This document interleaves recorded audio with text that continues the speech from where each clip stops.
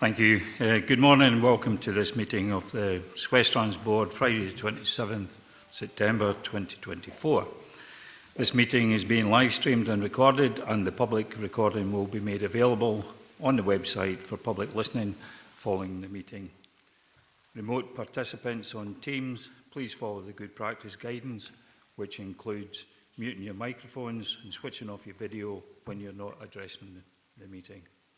Write and speak in the Teams chat function when you want to contribute, although I will look out for virtual hands going up as well. No material should be posted in the chat function if it is intended as part of the discussion. The usual standing orders apply, including that any votes will be undertaken by roll call.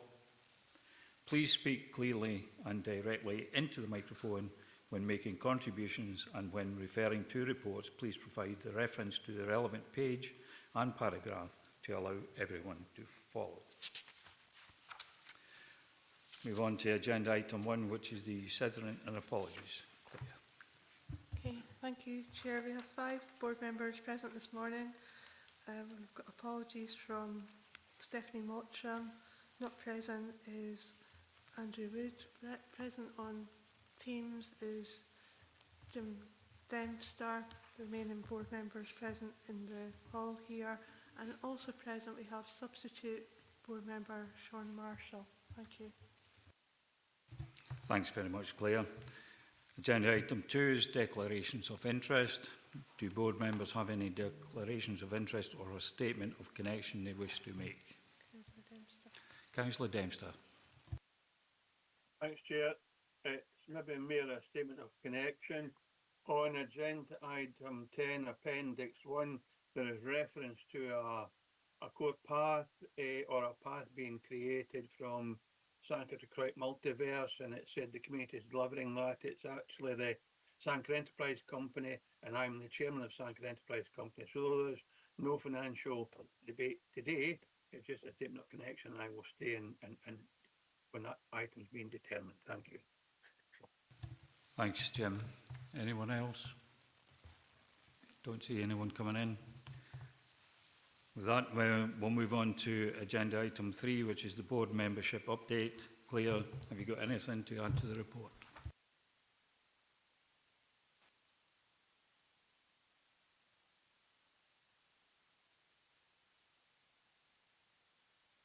My apologies, it's not my chair's note, but however, Claire's just reminded me that approval of the minutes on agenda item 3, that should be the right note. So can we have approval for the previous minutes?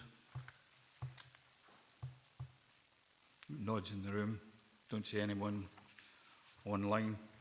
So we'll accept those. Thank you very much, Claire, for putting me in the right direction. So we'll now go on to agenda item 4, which is board membership update. Claire, do you have anything to add to the report? Nothing to add, Chair. Thank you. Okay, thank you very much.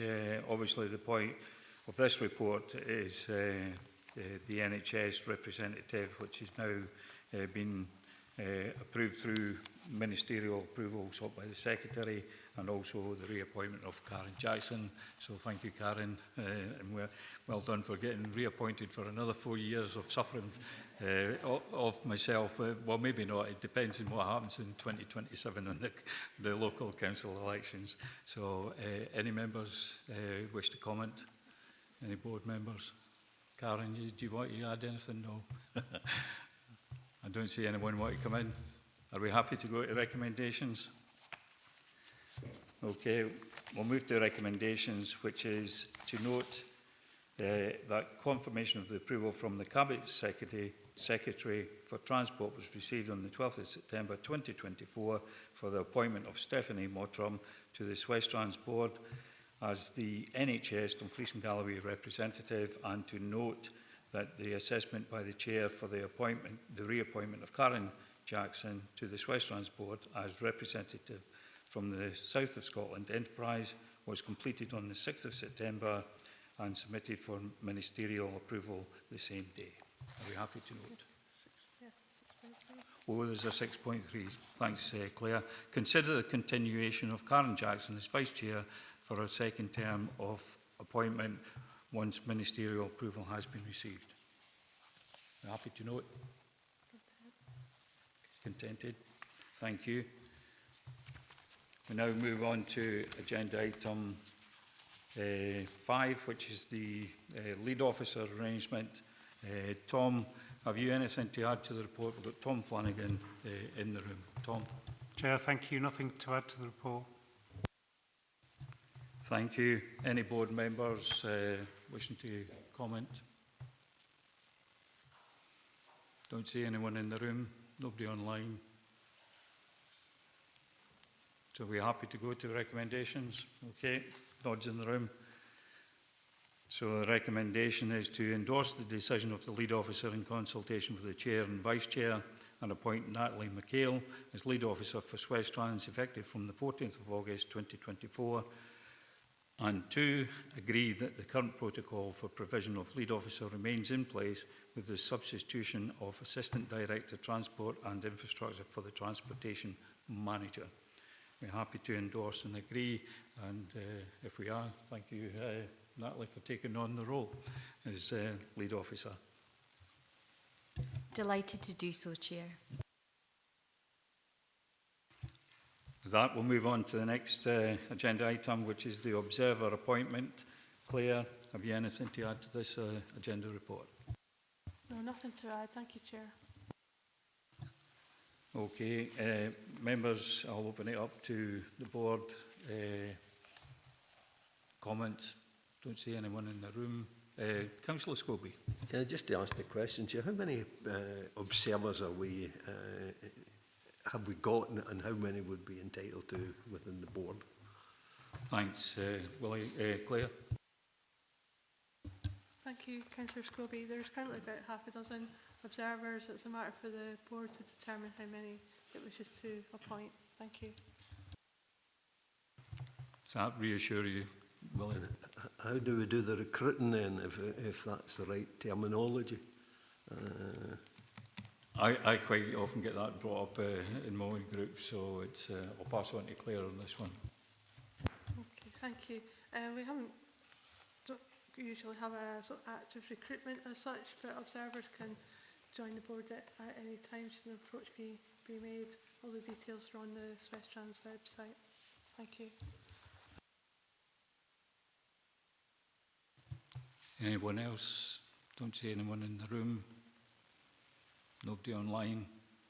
Okay, members, we're happy to go to the recommendations, which is 6.1 to agree to appoint Laura Moody as an observer to the SWestrans board, and 6.2 note that the review of the observer appointments and associated guidance will be undertaken in the coming year and a report brought back to the board in June 2025. We're happy with that. Yeah, nods in the room.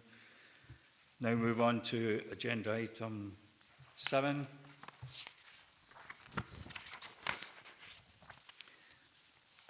This agenda item is the service level agreement between SWestrans and Dumfries and Galloway Council. Tom Flanagan is here. Tom, have you anything to add to the report?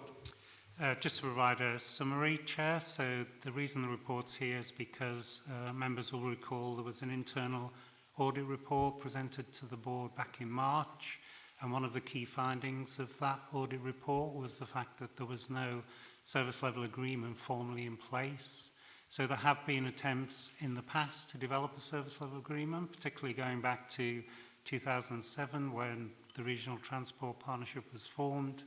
There was every intention to adopt a service level agreement, and then again back in 2011. But neither of those were formally signed, so internal audit have flagged up that there needs to be a service level agreement in place.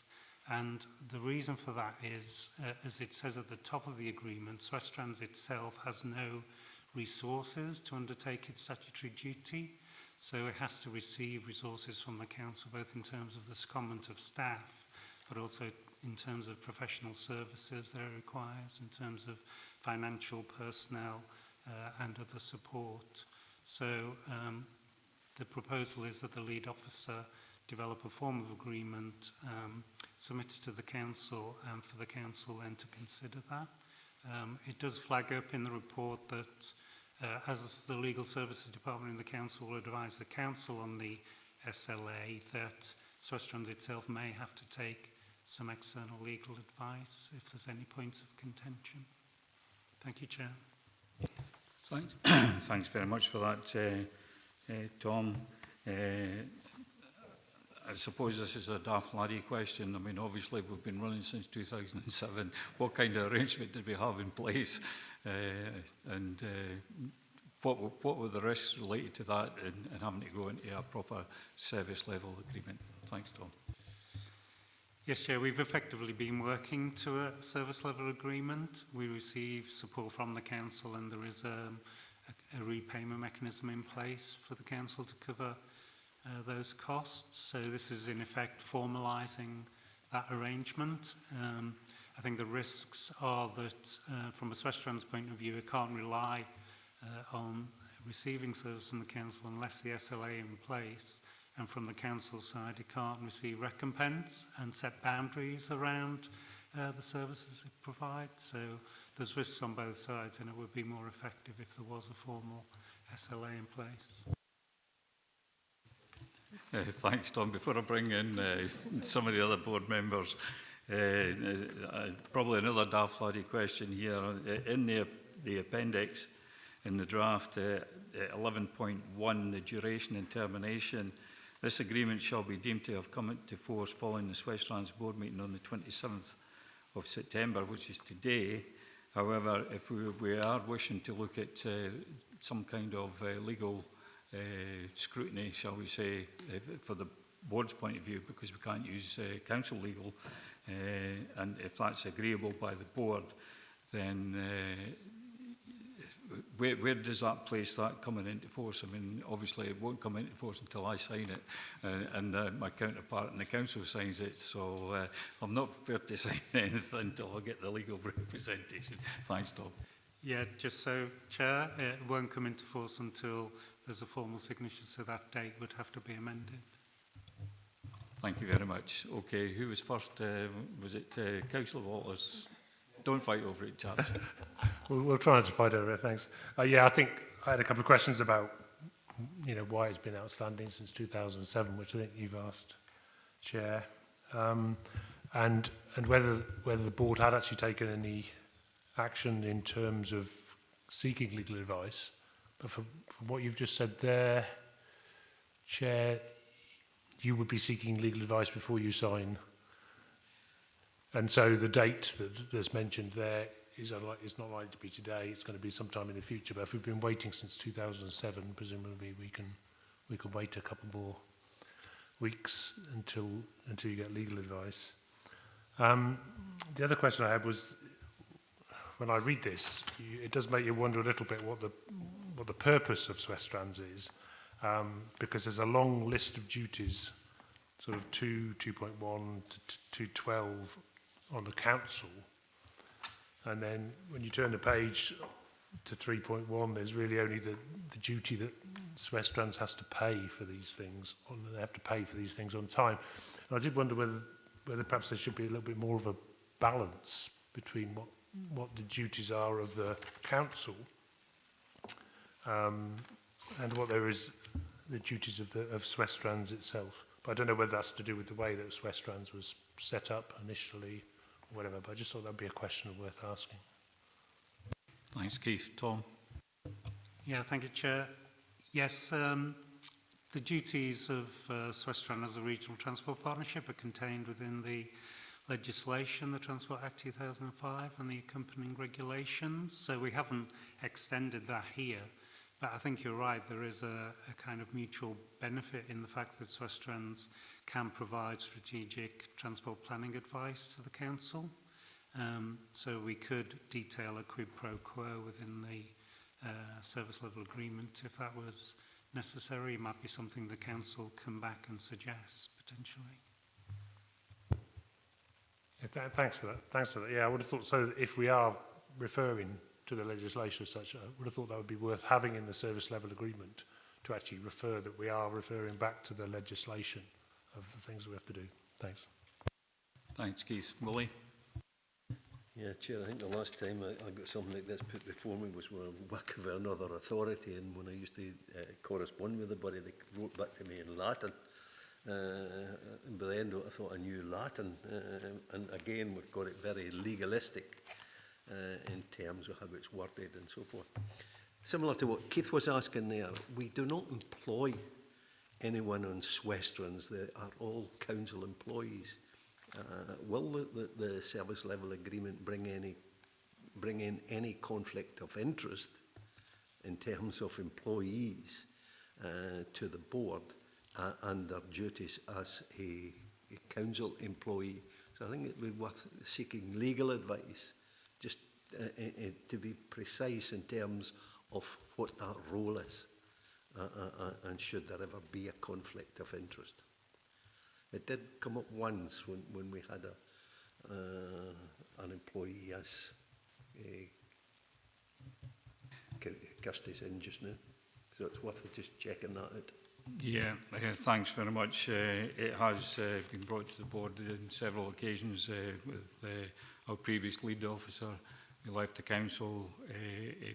It's always been a concern that his role when he was council transport, as well as being the SWestrans lead, there's a potential of conflict in there. But you could also say that some of the other employees, I mean, for example, maybe even the secretary to the SWestrans board, if our governance officer is, say for instance, somebody stand in for the economy and infrastructure, or even full council, and there's a report, you know, that talks about both the transport, council transport, as well as SWestrans issues. Would there be a conflict of interest from governance being the secretary? You know, where does she position herself as clerk to the but I don't know if you can answer that, Claire, but I'll let you in first, and then I'll bring Tom in and see if he can alleviate or give you some kind of assurance. Thank you.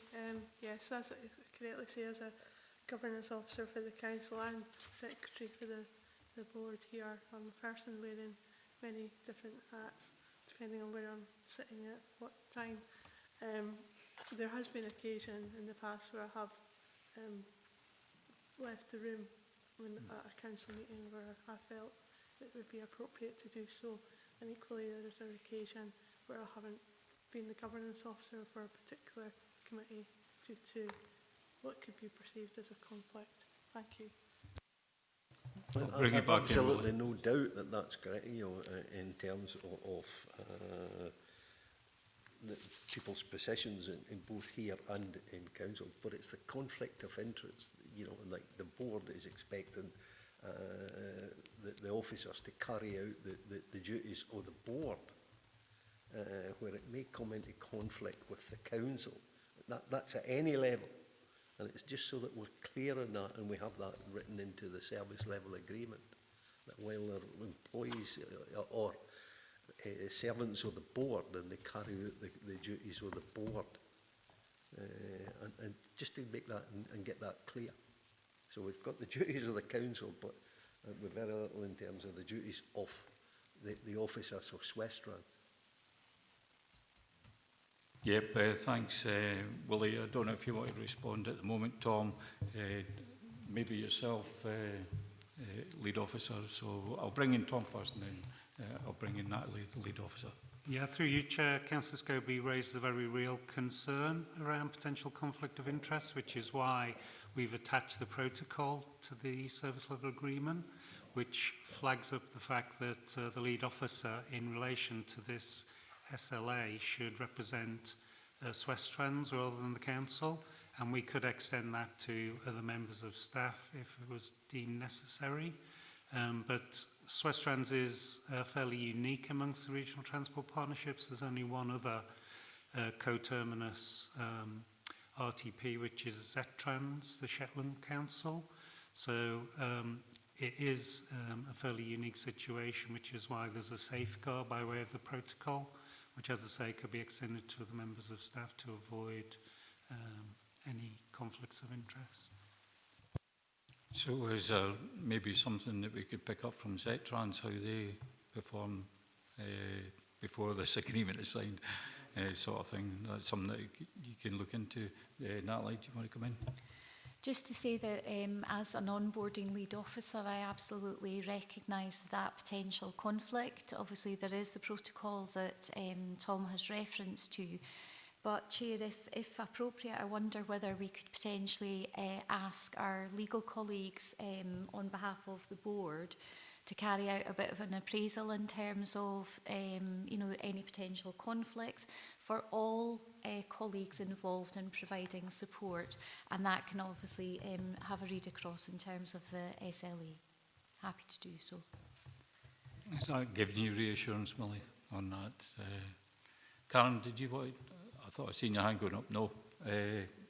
Back to you, Keith. Yeah, just following up on that. So presumably that will, any sort of legal discussion about responsibilities and stuff, it will obviously cover councillors who are on the board. I did wonder whether there doesn't seem to be any mention of SOSI in this SLA, and perhaps I just need reminding, how does SOSI fit into between SWestrans and the council? I'm looking at Karen as if she's going to come up with the answer, but through you, Chair.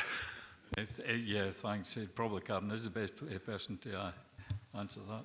So I have part of the answer. So I think, again, if you look back at the legislation, the external members are from the NHS and from the relevant enterprise body. So that's why SOSI is here as a member of the relevant enterprise body. I too am really conscious of that conflict. So there are sometimes areas where I just can't get involved in SWestrans activity because of my role within SOSI. But we're quite alive to wearing different hats at different times. So although it's not written down and although there's not lots of legalese behind it, I think it's that kind of common sense bit and declaring interests and associations I think is really important. Thanks, Karen. I've got Jim Dempster, Councillor Dempster. Thanks, Chair. I wouldn't want to overcomplicate matters, but you'll recall no long ago we had to ask the council for some financial support to allow us to continue contracts for a year. All board members had to declare an interest and leave the room, when we would be far better in the room operating on behalf of SWestrans. So there is an issue and we have to look at that. But in terms of the service level agreement that we're discussing today, it shouldn't be a contentious issue because the council are our partners. But we simply have a duty of care, and that duty of care should ensure that we have a service level agreement and that we have it independently scrutinised before you as the chair sign off. That'd be my opinion anyway, Chair. Thank you. Thanks very much, Jim. Don't see anyone else want to come in. So we'll move to the recommendations. Recommendation 1 is to note the findings of the internal audit report on the recommendation to establish an SLA between SWestrans and Dumfries and Galloway Council, and 2, agree the proposed action that the lead officer submit the draft SLA attached as Appendix 1 to the Council for consideration, and delegate 3, delegate authority to the lead officer to seek external legal advice for the board if necessary. I think we've already established that we'd like that. So subject to the response of the council to the details of the draft SLA, but I think we should just seek our own legal representation. I think that's what the board is directing us to. Is that correct? Yep, nods in the room. Thanks very much. Sorry. Yeah. Can I just ask, before it's submitted to the council for consideration, are you requesting further amendments be made to it to pick up on the issues raised, such as strategic planning advice provided to the council and the like? So it's not the draft as is. Yeah, I think that came out in the debate. Yeah, just to be clear. Yeah. Thanks, Claire. Okay, with that, we move on to agenda item 8, which is the report of by external audit on the 2023-24 audit of the South West of Scotland Transport Partnership. Janet, this is over to you. Have you anything to add to the report? Thank you, Chair. Members will have received an updated set of accounts yesterday following a change from external audit. Peter Lindsay is here to speak to those changes. Thank you very much. I take it all board members have received that update. Councillor Walters, Keith? Yes, I've received the update. No, I haven't actually had a chance to look at it yet. Perhaps somebody could just clarify what the differences are between the thing. I don't think it's really, I was going to say, acceptable. It's not really best practice to be getting the revised accounts the day before saying that this is different from the published papers. Yeah, thanks. I think there was an error in the report, if my memory serves me correct. Is that? Yeah. It was a late adjustment requested by ourselves. We picked it up as part of the council accounts audit, and it's the net impact on the accounts is nil. It was because the actual adjustment was above our materiality level, so we need to have it adjusted in the accounts. So it increased income, it increased expenditure by the same amount, and it also increased debtors and creditors by the same amount. So the net impact on both the comprehensive income and expenditure statement and balance sheet was nil. But we had to request it because it was above our materiality levels to comply with auditing standards. We apologise for the lateness of it, but the impact is nil on the accounts. So the balance is still the same? Yes. Yeah. Keith? Okay, thanks very much for that. Okay, board members? I was briefly just going to talk to our papers, if that's okay. Could you introduce yourself again? Is it Peter? Peter Lindsay, yeah. I'm the senior audit colleague. manager, and my colleague's Kieran O'Brien, who's the lead auditor. So in terms of Appendix 1 in our paper is effectively a covering report to our annual audit report, which follows it. And as you can see, in paragraph 1, it talks about the independent auditor's report, which is the audit certificate included in the accounts, and it highlights there that it's an unqualified audit opinion, or unmodified, to use the terminology. And paragraphs 2 to 4 cover the annual audit report, which I'll briefly touch on after this covering letter. And we issue this report in final form after the annual accounts have been signed by the relevant officers and myself.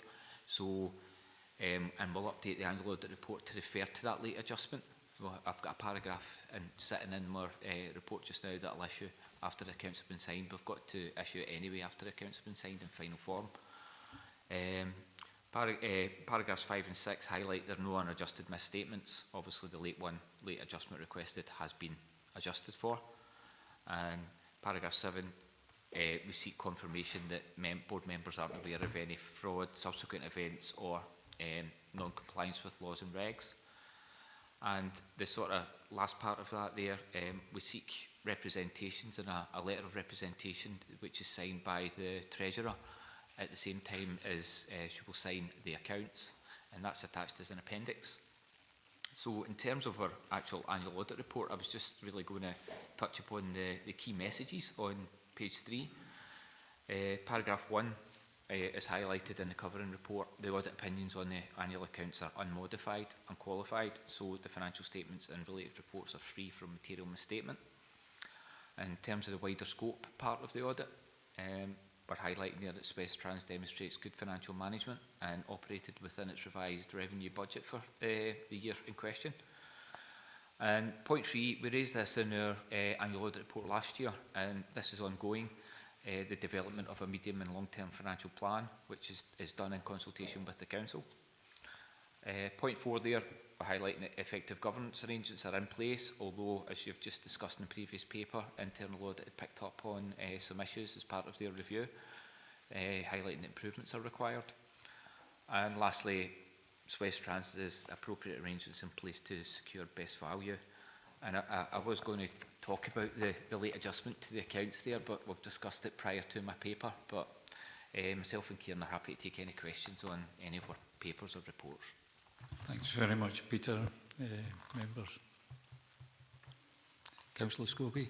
Yeah, it's on the wider scope, and I'm looking at 27, paragraph 27, if that's correct, and where it refers to June 2023. there's a book. Aye. It goes on to say a report was presented to SWestrans board, school bus and local bus contract sustainability. And then it talks about the fragility of the services, or the, you know, and I'm only picking up and reading a press article where, you know, the number of buses have reduced dramatically in the region, and we're still looking to provide the maximum of bus or school transport, etc. And currently we're going through a review of the school week through the asymmetric week, and we haven't got that finalised, and there's a lot of rumblings within members in terms of, is it correct? So the asymmetric week will have an impact on bus transport.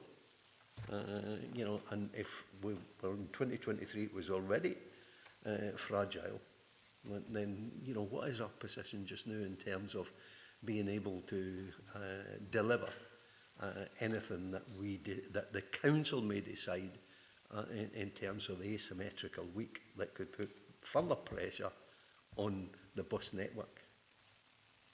Thanks, Willie. I mean, the school transport sits under another committee, although saying that some of our SWestrans run routes actually take children to school as well.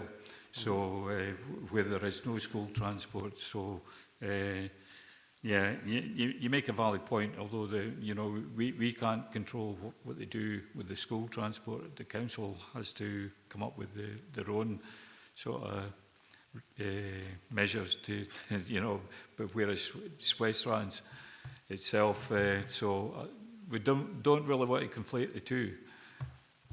I wasn't suggesting that we conflate the two, Chair. What I'm saying is it's the fragility, the sustainability, the whole network. Any changes that's made at council level, what impact will that have on SWestrans being able to deliver?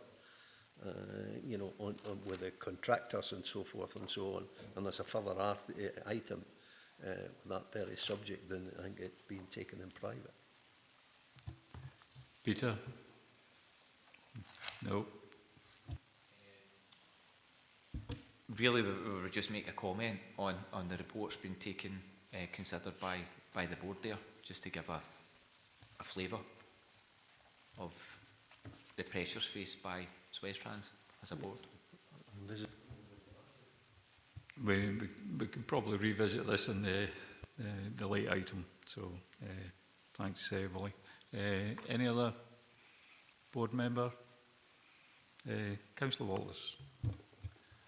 I think I mentioned this before. On page, well, there are two things. Page 3 of the annual accounts. The budget performance statement says payments to other bodies, 4 million.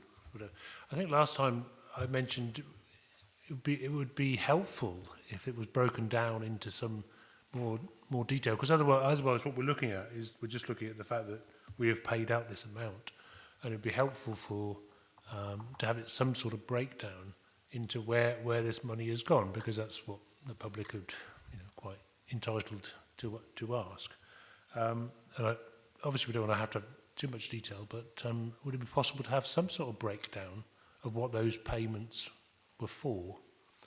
And secondly, yeah, I'll leave it at that. Thanks.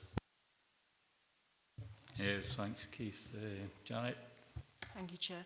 As part of the outturn report that the board members receive for approval, we do actually detail what makes up those payments. This is just a summary version in the annual accounts. Keith? Sorry. So you're saying in the management narrative?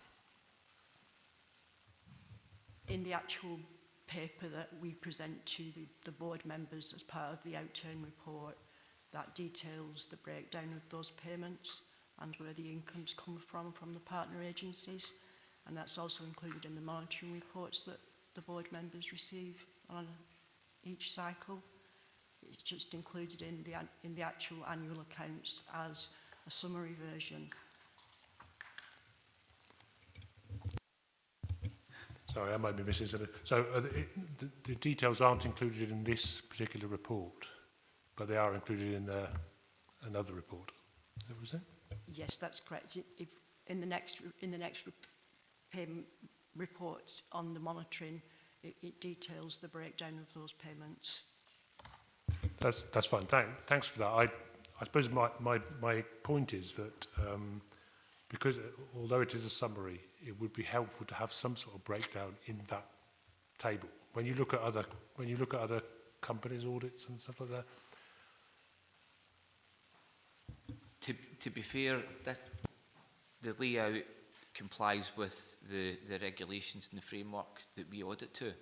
And the point that Janet makes, it happens with the council accounts as well. You've got the detailed budget monitoring outturn report for the year end that I believe it's usually end of June your outturn report went to the board, and that provides the detail and the breakdown of that. And it's the same for the council accounts. They just give a summary of the outturn in the actual accounts and the management commentary, and that's standard sort of in the public sector. Okay, thanks for that. Thanks for the explanation. I'm sure we can maybe get a link or something and, you know, share that information if you missed that. Would that be helpful? Yeah, I think it would be helpful, because when you look at the audit statement, that's the question. You've got £4 million worth of payments, and it's just listed as payments. And it would be helpful if there was, even if that is a standard format, that there was some sort of link from that to the details of what the payments are being made. So, yeah, if I could be pointed in the direction of where that links to, that'd be really helpful. Thanks. Yeah, thanks. I think the sharing of information for board members would be helpful. I think that's what I'm taking from that. Anyone else? Nobody online? Nobody in the room? Okay, we'll go to recommendations. One, to receive the external auditor's report on 23-24 audit as detailed in the appendix. 1, and 2, approve the letter of representation to be certified by the Treasurer and appended to the audit report as detailed in appendix 2. Approve the audited accounts which will be certified by the Treasurer and Audit Scotland as detailed in appendix 3. And 4, note that the certified accounts will be made available to all members, and they will be available on SWestrans website as detailed in paragraph 3.4, and maybe share the information that was requested by the board members as well. So we're happy to agree and note or approve and note. Yep, nods in the room. Okay, members, we now move on to agenda item 9. This is the Reverent Budget Monitoring Report for the period ending 31st of August 2024. Janet, anything to add to your report? Thank you, Chair. Nothing to add to the report. Thank you. I'll open it up to board members for comments, questions.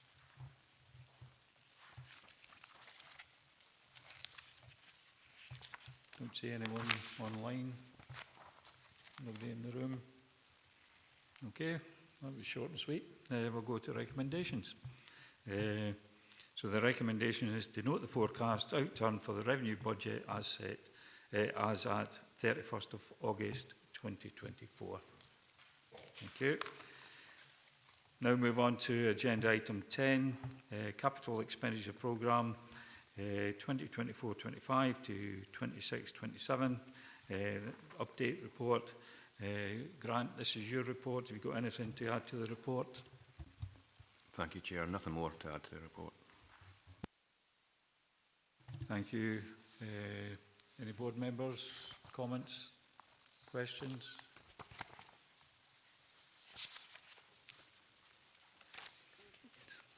Councillor Walters. So the active travel infrastructure project tracker, yeah, is that something that will come back to the board at each meeting? And I've got a specific question about, unfortunately it doesn't have page numbers. Actually, that's the general point I was going to raise actually. When we get a 400-page papers, normally it would be helpful if we've got page numbers that run all the way through so that we can refer to particular things. Because at the moment, what we're doing is we're sort of dodging between one.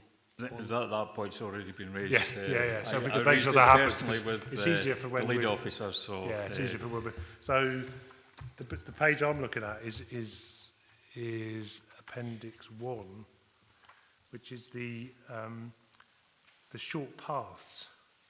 And I was trying to work out what the difference is between the Lockerbie to Lochmaben links and the short paths, and what the community short paths actually involve in terms of community involvement and our involvement.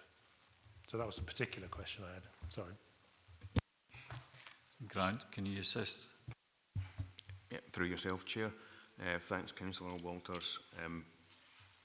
These community short paths were agreed by the board about a year or 2 years ago almost, for us to progress to look at doing stage 2, REBA stage 2, so a feasibility study, and we worked hand in hand with those local communities to establish a need, and we then, from a SWestrans point of view, we commissioned a consultant to carry out that feasibility study, working hand in hand with those communities each step of the way, looking at possible routes, looking at landowners, to try and come up with a final report to see how feasible it would be to take it forward to the next stage.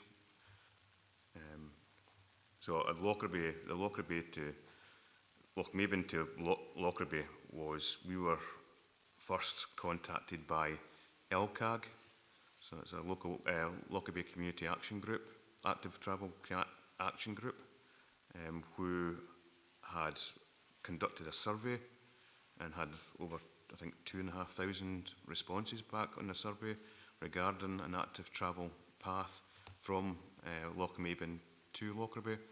So they had been working with the Roads Department and the Council, and we were contacted and we agreed to take forward some funding for a feasibility study, and we're at the moment we're looking over the stage 2 reports that we've received back, and we're having discussions with the consultants before releasing those reports to the community groups. We're just making sure that all the deliverables that was agreed have been carried out by the consultant. Keith? Okay, thanks for that. So perhaps if I get this right in my mind, the difference between the Lochmaben to Lockerbie community short path, which is under Amy, and the difference between the Lochmaben to Lockerbie path, which is under SWestrans, which is TS2. What is the difference between that? Are they different routes? Are they different paths? Or because one's saying that Amy is responsible for delivering, and one of them is saying that we are responsible for delivering. We fund in both those paths, and Amy were both responsible for doing reports, 2 separate reports for those paths, 1 for each. Right, so it's the same thing. It's the same thing, yes. It's the same thing, yeah. Okay, that's good. We thought to split it into 2 rather than doing the one path, because looking at the feasibility and what the costs would be for any construction, it would be better to do it in phases. So we'll be looking at Lochmaben to Lockerbie first, before the Fries to Lochmaben. All right, that's great, thanks. Thank you. Any other board members? Willie? Yeah, Chair, thanks. I'm looking at the main report and paragraph 3.4, where it refers to rail station parking, and there's a number there. There's one at Lockerbie, both in phase 3 and phase 2 and so forth. I'm looking at this and then sort of aligning that to the Stranraer station, where, you know, there's continual complaints, you know, about the darkness, about, you know, since Stena moved away and they moved their ferry terminal. Is this something that we should be considering as a board in terms of transport? Because it refers to access in this to not only the car park but the station itself and so forth. I'm looking at this, and how do we improve the station itself, notwithstanding that there's a school of thought that the station should actually be brought further near to Stranraer, and that was once on the card. But as we speak, the station during the winter times is very dark. There's now vehicles, lorries, HGVs parking on the station, which makes it even more frightening, you know, to walk up to get trains both to and from the station. Is this something that I would ask that it's something that if it falls within our remit and responsibility, that we look at that as in the same way we look at Lockerbie. Grant. Thank you, Chair, through yourself. Yes, we are looking at Stranraer at the moment, Councillor Scobie. We're doing a piece of work via a separate project, but it will take into consideration the Stranraer station and looking at a possible transport hub, which has been, I think it's been discussed with the Stranraer Development Trust and also with the local place plan team, that possibly looking at a transport hub down near the station or close to it via the East Pier. So that there is a piece of work being carried out. It's being done via a separate project, but it will be available for yourself to have sight of.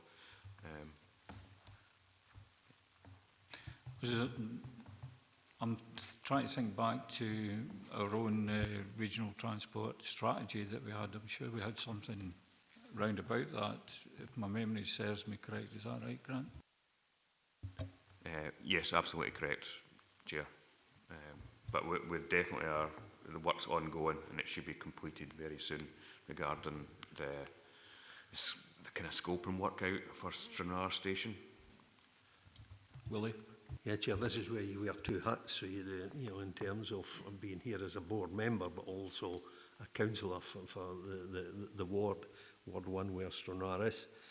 And I know I've heard the presentation from Grant, not as a member, not as the 4 local members, but through Creative Stranraer that held a public meeting, and Grant went into the detail, or some of the detail, perhaps not just what was anticipated as access and so forth. It'd be good to get a report back to the local members through the area committee, so that, you know, the people of Stranraer can see that this is being looked at, and that there's potential in the near future. I would prefer, you know, that Grant and through SWestrans makes a report to the area committee just on not only the project but any progress being made and timelines attached to it, because it is, as I've already said, I'm starting to repeat myself, quite frightening at night time, in the winter time when it's dark and people have to walk up and down. It's a fair distance. Yeah, I think you make a valid point. I mean, at the end of the day, we like to try and inform all stakeholders. So, I mean, elected members are stakeholders in their own area when these kind of things are going on. I'm sure that's something that we can look into and make sure that not just only elected members, but other stakeholders are also getting the same information. I'm getting nods from Grant, so... Good. Could I maybe just on another point on the last page, if we could make the print a wee bit bigger? I can't see the start date. I'm looking at Laswald and again Stranraer, the sanctuary. If we could maybe make it that wee bit bigger. I see there is dates there, but I can't see them. Councillor Scobie, just to say I am likewise, and I thought it was just me, so yes, we're happy to take that away. Yeah, thanks very much. Keith, is that the point you were going to raise? No, it wasn't about that. It wasn't about that. It was just more about the communication of projects and stuff like that. And I noticed that there was a this isn't strictly SWestrans, but there was a transport seminar for elected members, which was supposed to be coming up soon, which has been cancelled. And I just wondered if that would have been a useful forum to actually expand on some of these local projects that are going to affect various elected members. I wasn't quite sure why this transport seminar had been cancelled. I'm not sure that's the question for you, Chair. Yeah, it was rather sudden. I can't answer that one either. Yeah, do take your point. So, anyone else? Karen? Thanks, Chair. Can I just ask a general question just about confidence of delivery? So if I'm reading the figures right, and it probably is where you are in a capital cycle, but we're quite a long way away, Q2, from where we need to be by the end of Q4. Is that what you'd expect at this stage in the year? It's just that reassurance about delivery. Grant? Through yourself, Chair. Thanks. Thank you, Karen. It's due to the budget that we receive. We don't hear from end of April for what funding we receive for budget, and it's a year-on-year budget. Then we've also got to go to committee, to the board, which this year was in June. And then we also had to go to the council committee, which I think was, it was September. So once we get all those approvals, then we can actually kick on, and everything's is ready to go, absolutely ready to go as far as procurement side of things to get tenders out. But so while we don't have the full advantage of having 12 months, we're actually just pricing in 6 months for each piece of work now, Karen. But sometimes we may be able to have got a 0 to 2 and then possibly a 3 to 4 in a 12-month period. But now we're just really pricing in for like a 0 to 2 for that 12-month period. That's helpful, thank you. Thank you. Thanks very much, Karen. Thanks, Grant. The lead officer, Natalie, I'll just bring her in just about the response and update to stakeholders and that. So. Just to pick up on the point that you raised, Councillor, in relation to the member seminar, so I'm happy to provide a written response in relation to that, particularly in light of your comment that it felt quite a sudden cancellation, and there was obviously expected commitments in terms of member engagement, so we're happy to come back on that. Okay. Keith? Yeah, no, that'd be much appreciated, thanks. Thanks very much. Don't see anyone else want to come in. Shall we go to recommendations?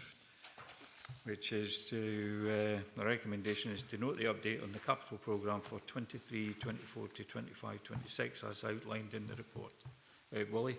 Yeah, Chair, can I just clarify that there is an action point to the issue I raised about Stranraer, and for me there's no substitute to committee and reporting to committees, and seminars isn't that substitute.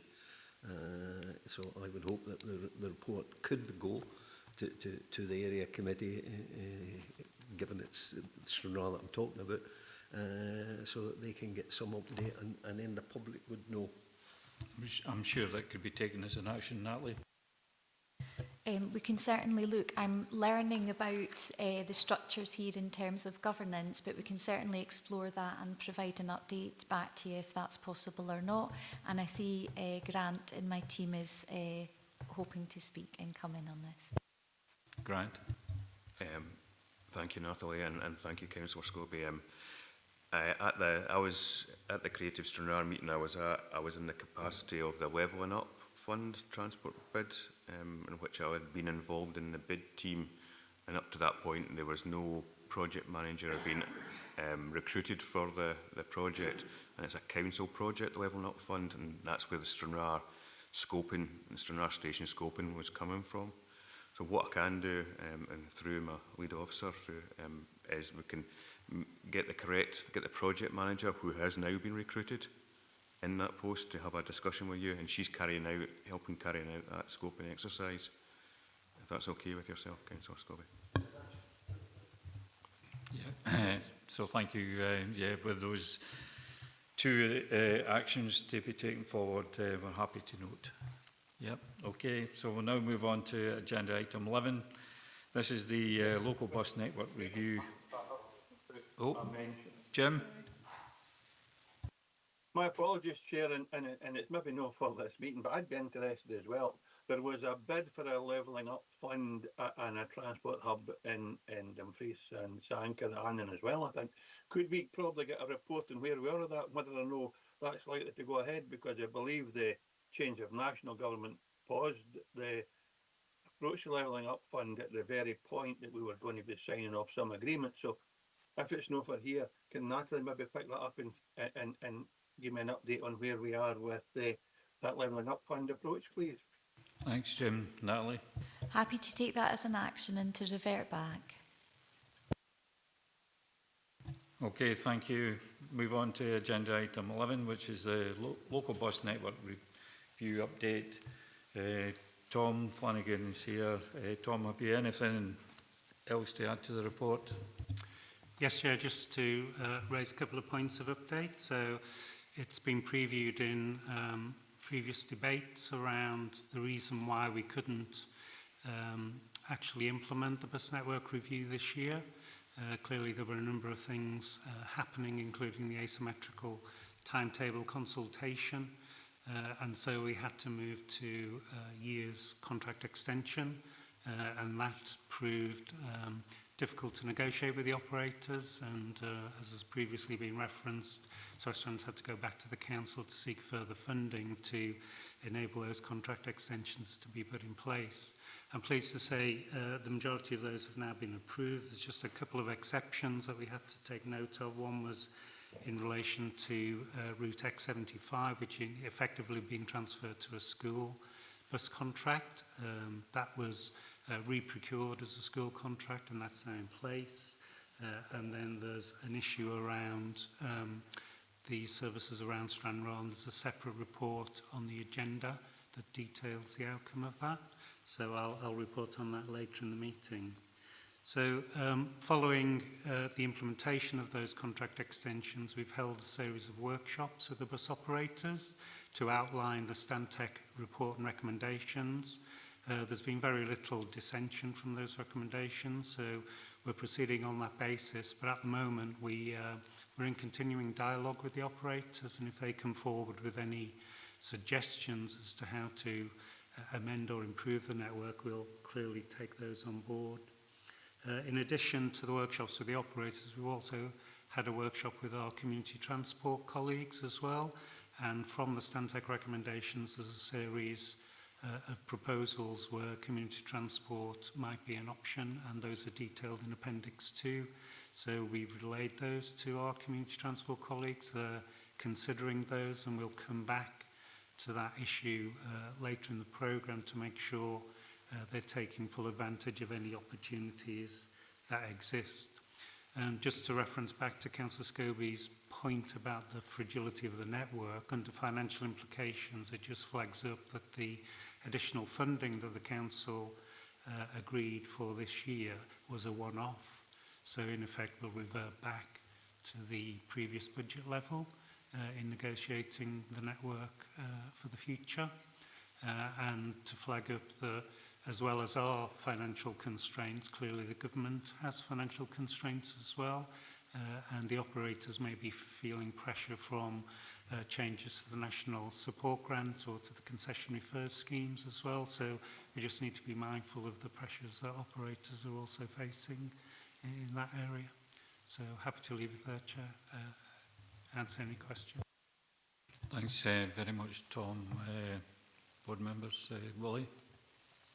Yeah, and Tom's correct. I made reference to it under the audit, and we have it here.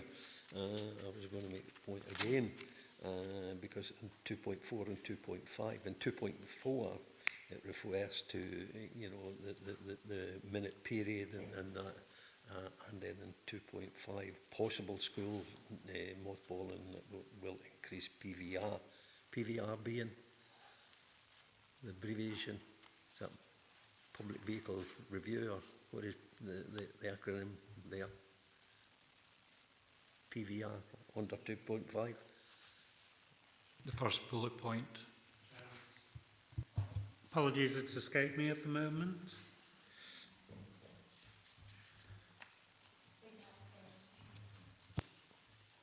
Sorry, apologies. I think that refers to pupil role in terms of the actual description. I'll need to come back to you, but I think Yeah. it's essentially the pupil role. Yeah, we have got, and this was the reference I made earlier, we have got the asymmetrical week. It's out to consultation. It's coming back to the Education Committee in October. There's a school of thought that indeed it maybe should be the full council that consider this. So the more movement of that, the further the consultation and the decision-making process may be. I'm just looking at this in terms of bus network. Will that affect the contract that's already been signed off under the review that currently exists?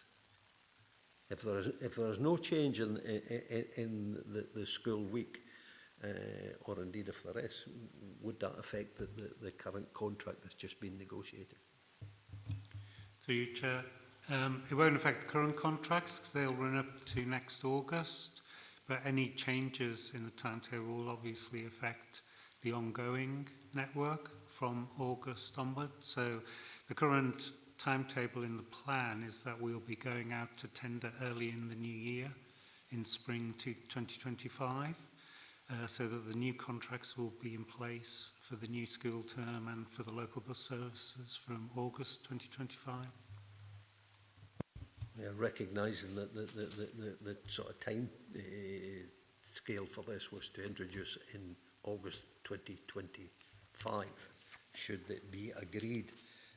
So that's good to hear. Just to the point that Tom made, that we got a one-off grant from the council, this does highlight the fragility of the whole network, and that we maybe should have a report back to the board as soon as, just to recognise just how fragile the whole situation is with bus network. And I remember asking and getting assurance from the previous lead officer that we would look at the A75 in the review in terms of bus and the suitability of buses on that route, or indeed long distance routes in terms of either toilets or comfort stops. I just wonder if that has featured in the review, and if not, when will that be a consideration? Yeah, you make a fair point, because I've raised that same issue about toilets on the long distance route from Stranraer, especially with elderly people, with hospital appointments. Tom, I don't know if you can assist with that. Yeah, through you, Chair. Yeah, I remember it being raised, and it will feature as part of the revised network review. So we'll look at those longer distance routes and also potential stops on the way for convenience breaks. Time scale for that, if this is another review, what would be the time scale for that? When could this? No, through you, Chair, part of this review, so in line for the requirements for next year. Thanks for that. I've got Fraser Smith from Stagecoach. Fraser? Hi, just to clarify what PVR stands for Councillor Scobie, and everybody else, it's peak vehicle requirements, so it's a number of vehicles that are required to deliver the network. Thanks very much for that, Fraser. That's been helpful. I'm getting a smile from Willie Scobie. Any other board members? No? I've got a question, Chairman. Jim, yeah, go ahead. Thanks, Chair. It's about the text at the start of the report on page 3, 5.2. I find that particularly disappointing, that we've paid a company to carry out a review, and then their text says the bus review has been designed to make the network more efficient by removing low patronage, high subsidy routes. A child in the primary school could have worked that out. What we're looking for is a creative way of delivering services and maintaining bus service, because that's what this organisation could be about. Know how to cut the most expensive routes just to simply balance the books. And if I could take you to, I have a question and then I have a few observations. We can take you to the community transport proposals. On page 2, the Newton Stewart to Whithorn and Port William service is fairly low subsidy at £4.92. If you go to page 4, Langham to Canonby to Annan, it's a high subsidy. That's a 27 pence per passenger. Surely we're not saying that one service is fairly low and 27 pence more takes that over such a threshold that becomes uneconomic to deliver. I find that particularly difficult to take. And I don't know if we've ever been given a scale whereby a cost suddenly makes a service beyond economic benefit, because where does the social welfare and rural isolation come into this forum? They've only taken money as the single objective and presented a case for disposing of a number of vital services. And if I can go back to page 3 on the 221 service, I am particularly furious about the way this service is continue to be delivered, and I'm coming to see Natalie and other officers are willing to make themselves available to discuss this in detail. But we talked about the transport hub. We can't get the bus to go to the railway station because the driver tells passengers that he's not within his time scale to go there. So part of the route that we have identified, this bus is not doing. It's no turning up every second Saturday, because presumably the contractor can't find drivers, and I have evidence of that with complaints if you want. I mean, a number of other things that I won't bore you with today, but this proposal of the 221 service cannot be accepted because there is no evidence to support it. For the last year, there's been no ticketing machine on that bus.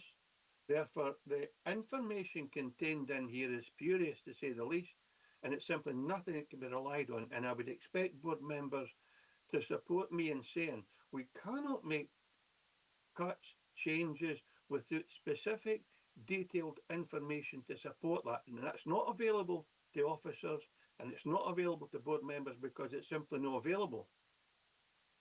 But I'll leave that now. I'm coming to see officers to discuss in far more detail this particular bus service. I'm very unhappy at the way it's been delivered and the future prospects of it, because we need to be addressing all these services on how we can support them, not just how we can get rid of them.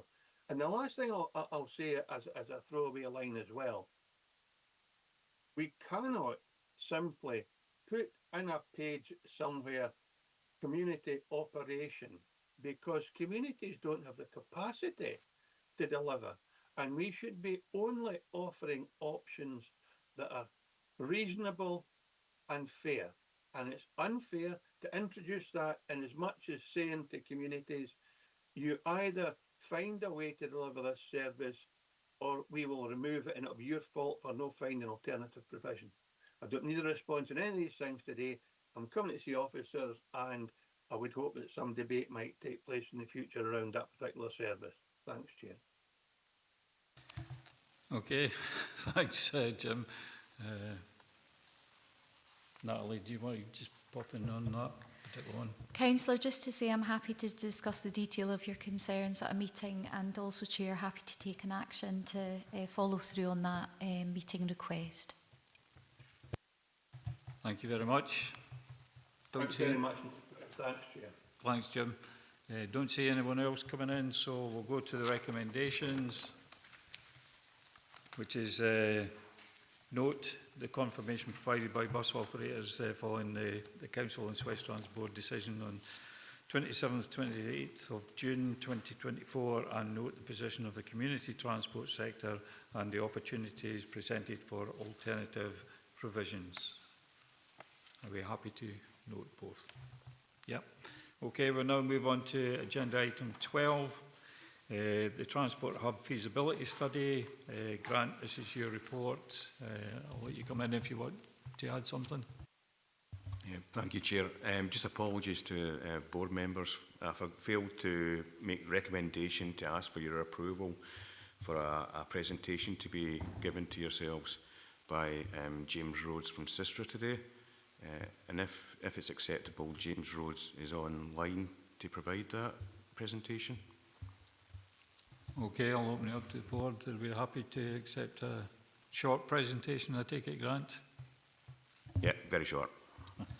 Thank you very much. If board's in agreement, I think we can go ahead with that. Yep, don't see any dissent. So thank you very much, James. Over to you. Thank you, Chair. Thank you, Grant. And yeah, thank you for having me. I will just share some slides if somebody could confirm once they're up. That would be greatly appreciated. Yeah, we can see those. Thank you. Perfect. Yep, so as Grant said, I will speak for 5-10 minutes max just to run through the feasibility study that we've undertaken. So we've been working with SWestrans and with Grant and his team to undertake a technical feasibility study for the provision of a transport hub, so a bus station with mobility hub in the centre of Dumfries. Primary focus of the study has been on the bus station element, given this is the most spatially constrained, most spatially hungry element of a provision of a transport hub, but a mobility hub with interaction between other modes, shared mobility, cycling, etc. has been a key consideration. It's been undertaken in the context of Dumfries not having a bus station at present, and whilst there are a number of locations where there are clusters of bus services meeting, there's not one centralised bus hub. It's been identified as an aspiration in the regional transport strategy and other policy. The work we've undertaken has been a technical feasibility study considering spatial considerations, geographic elements, etc. No decisions have been made between us and the team so far, and very much open to hear any views, feedback, or further suggestions after I've presented, and of course to take any questions there may be. So we've run through a technical feasibility study over 5 main stages, leaning from, I won't go into every stage in detail in the interest of time, but a baseline review, data collation, understanding what's on the ground now, into a long list identification and appraisal, to lead to a shortlisted set of sites, and then concept layouts and indicative costings for a identified preferred location.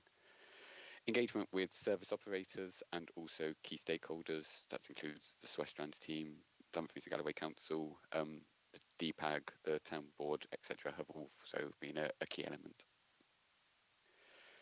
The study's been informed by extensive desktop-based research and on-site audits undertaken by our engineering and bus teams, as well as considerable engagement, as I said, with key stakeholders. There's been key consideration of interactions with other ongoing projects, namely the regional parking strategy of the council, the active travel assessment work that is being undertaken, and also the flood relief scheme at the White Sands. We started essentially with a blank canvas at the outset, so everywhere under consideration as a potential site, and a desktop-based review to identify locations to form a long list. A high-level engineering review was undertaken of each site just to confirm its suitability, before a detailed multi-criteria assessment spreadsheet was developed for each of the long-listed sites. Incorporated a range of considerations that are shown in that table there, and a copy of the MCA spreadsheet and is contained within the feasibility study that sits as an appendix to the board papers. A total of 10 locations were taken forward as part of the long list and taken through to the MCA appraisal, and an on-site engineering review audit was also undertaken of each site just to back up the desktop-based work that had been undertaken. There's a range of sites in there. I won't go through each one in turn in great detail, both publicly owned, privately owned, mix of those within the core of the town centre, a bit further afield locations as well. Following the first MCA, the first sifting of the long list, 2 sites were seen to have potential as suitable locations for a transport hub, 2 considered suitable for further consideration, and 6 sites discounted. Again, in the interest of time, I won't run through each of the discounted sites in turn and the reasons for this in great detail, but there were a range of reasons as to why each site was discounted as set out in the feasibility study. These include spatial constraints, i.e. the site was simply too small to accommodate the turning manoeuvres and supporting facilities needed for a transport hub, access constraints such as the road leading into the hub being too narrow, distance to key bus corridors or key trip destinations and trip generators, gradient constraints and public realm impacts. A second sifting was then undertaken to give further consideration to those 4 sites, and this included discussions with the range of stakeholders, including, as I said, the council, DPAG, the town board, and project teams such as the White Sands Flood Relief Scheme project team. Through these discussions under further considerations, 3 of those 4 sites were ruled out as being suitable, them being the White Sand, the private car park access through the White Sands, so number 1 on that map, the Lawburn Street car park, number 7 on the map, and on street on Hood's Loaning, so essentially between the Kendale Hotel and DG1, number 4 on the map. Again, different reasons for each being discounted, which are set out in the feasibility study, so I won't dwell on detail on those now. This has essentially left the Brooms Road car park as one kind of preferred location, but as I said at the outset, and as it's noted in the report, keen to hear all views, and there's no firm decisions being made at this stage.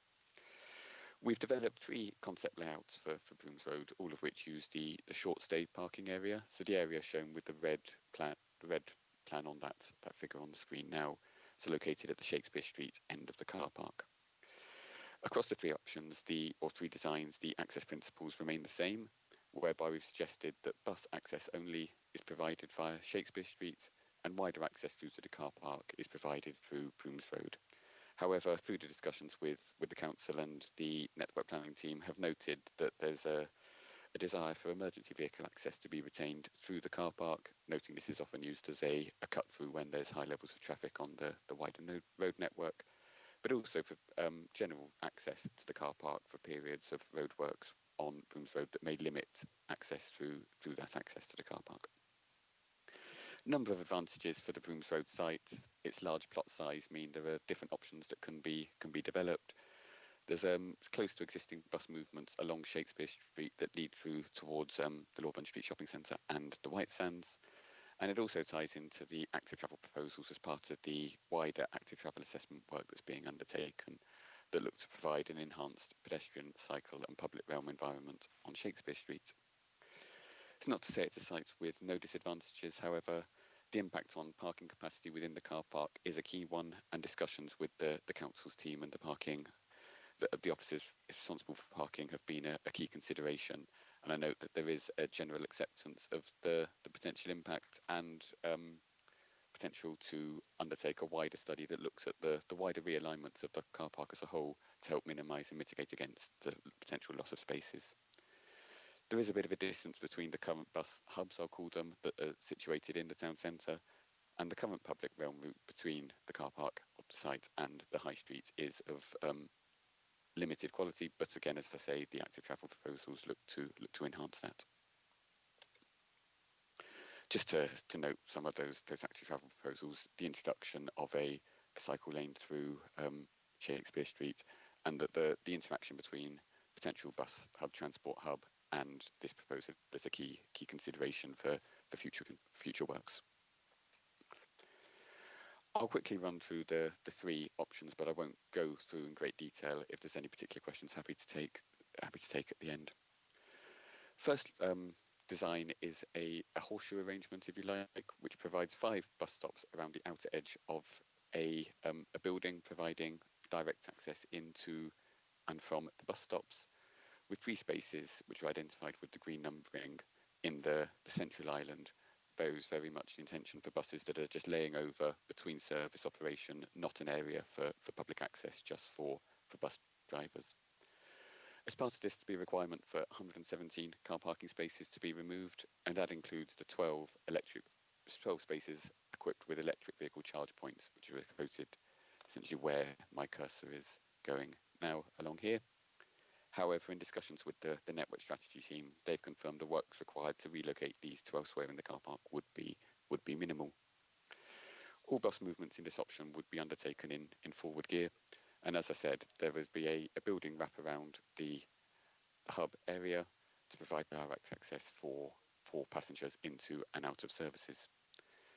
However, noting the high cost potential of construction of a building of that size, there is a kind of like a 1A option whereby it's a smaller building just provided closest to Shakespeare Street with a gated area, controlled access for the remaining bus stops.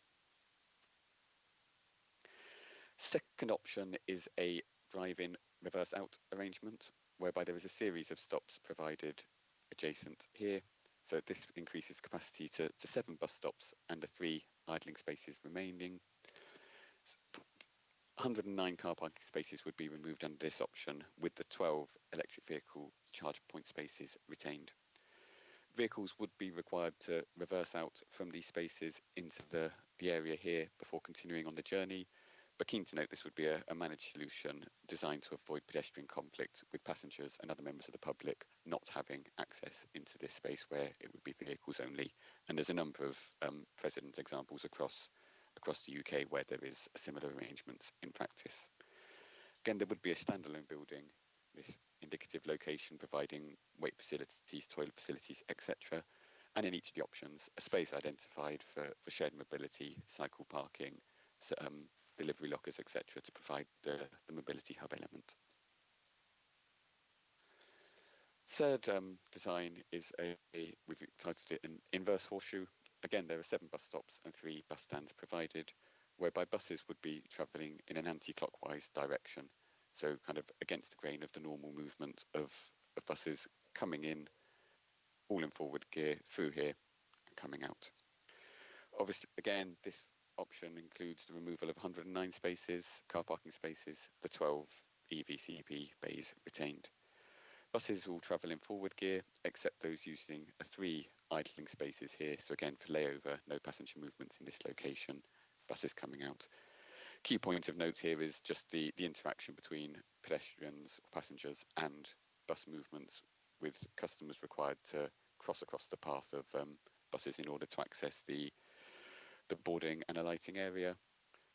Again, managed solution. There's an example here of where it works in, I believe in South Shields, that SWestrans has worked on in the past. Just to give a bit of an indicative visualization of what this could look like, this is very much to show what the bus hub could look like rather than what it would look like. So it's looking from this sort of direction as the arrow is pointing towards Shakespeare Street. Building here providing the rest facilities, other facilities for passengers. Bus stop here coming in and out towards Shakespeare Street here. Appreciate that was a lot of me talking and a lot of information I've tried to get through in quite a quick period of time, but happy to hand over to you, Chair, or to you, Grant, or revert for any questions that people may have. Thank you. Thanks, James, for your presentation. Have you anything else to add, Grant? Thanks, Chair. Yeah, just to say this is a scoping exercise, it's a technical exercise. Nothing has been decided, and it would be dependent on external funding. Thanks very much, Grant. Maybe this is a daft laddie question. I mean, it says in the heading transport hub feasibility study, but we're really looking at a bus station feasibility study as opposed to a transport hub.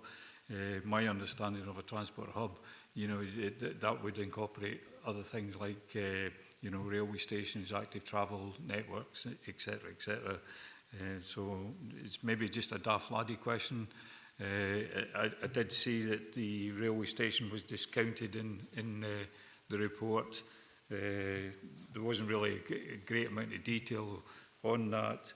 And my other part of the daft laddie question would be that we're being asked to agree to a public engagement. Now, is it a public engagement or a public consultation? You know, there is a difference between the two, and on that, it seems such a short timescale because there's going to be another further report coming back to the November board meeting. So and there's no timescales, you know, set out in the report, so maybe something to pick up on. I don't know if you can assist either Grant or James. Grant first. Thanks, Chair. I'll come in on the timeline for the consultation stroke engagement. I think it's going to be engagement, Chair, and I take your point that November might be a bit ambitious for us to bring a report back. If I can ask that, I'll bring it back at the next board meeting after November. I'm aware that there's a lot of consultations going on outside in the region at the moment, budget consultations, the asymmetry consultations, and I take it another consultation may just cloud the waters. So I'll be going back and speaking to our community engagement team to try and get some date in the schedule and hopefully bring it back early next year for a board meeting, the outcome of any public engagement if the board approves the recommendation. Thanks, Grant. James, I just wondered if you wanted to cover the part about Dumfries Station as a true transport hub as opposed to just a bus station. So appreciate the bulk of the discussion I've had there, and the report focuses on the bus station element, but very much keen for the mobility hub elements to be brought in, and we've tried to ensure there's space either provided there or future-proofed in there for active travel interaction. As you say, the Dumfries station was brought in as a long-listed option. The primary reason for it being discounted was just that the space, whilst it appears quite a large area in that forecourt space for where something could be provided, the actual turning movements required for the buses, and particularly the more longer distance, I call them coaches, that run, for example, from Dumfries to Stranraer, simply made it a very tight space that was not considered optimal. Plus the interaction and distance between the station and kind of like the core of the town centre, the high street, and where a number of the more localised services are operating. But as Grant says, no decision made on that, and if there is an interest in further exploration, happy to take that away as a consideration. Thanks, James. Board members, I'll open it up to comments, questions. Karen. Thanks, Chair. So, Grant, it was really interesting to hear you say that this was dependent on funding from elsewhere. So I just think there's a bit of expectation management. I think public engagement really, really key. You need people's views, but you just need to manage what you're asking them, because otherwise people's expectations are raised and we're creating an own goal that we don't need. Thanks. Sorry, that wasn't really a question, was it? Apologies. No, but your comments are welcome anyways. Grant's nodding. Councillor Walters, Keith. So yeah, I'd agree with that point actually about expectations. If we put out a consultation or an engagement, we need to make sure that it's badged appropriately. The question I had to ask was page 3841 was the cost. The cost of the horseshoe, the building cost is 6 million, and the reduced horseshoe is 1.8 million, and the drive-in, drive-out is 1.72 million. And looking at the plans for the horseshoe, I was just slightly interested to know why the horseshoe was so much more expensive than the other options, because there didn't seem to be an enormous amount more of sort of actual building work to be done. So perhaps James might be able to, or Grant. So James then, yeah, might be able to sort of put that, because if you put that to the public, they're going to say that's expensive compared to the other two. Thanks. Yeah, no, I appreciate that. The primary reason is just the square meterage of a building that essentially wraps around the entirety of that horseshoe, compared to a smaller building that's focused on the corner towards Shakespeare Street. I haven't got the precise square meterage in each of the cost calculations that are in there, but I can forward that to Grant and make sure that is provided if it is of interest, because we have got the full calculations that sit behind those cost estimates. Okay, that would be just because of the disparity between the three options. Yeah. That'd be great. Thanks. Thanks, Keith. Any other members? Somebody online? Fraser Smith. Thanks, Chair. Yeah, just a couple of observations from me as a bus operator. I think for it to be a hub, it needs incorporating everything that's in 6.5 in terms of cycle parking, cycle hire, you know, car club, etc. But for me, the big omission here is there is nowhere to charge an electric bus within this provision. I think, you know, we're fortunate that we're just round the corner from that, but most operators are not. So I think you need to incorporate some sort of charging facility there.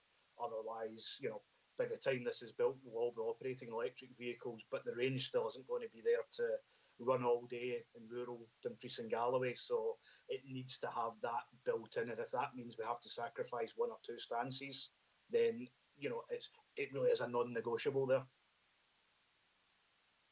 Thanks very much, Fraser. I've seen James nodding. I don't know if you want to add to that, James.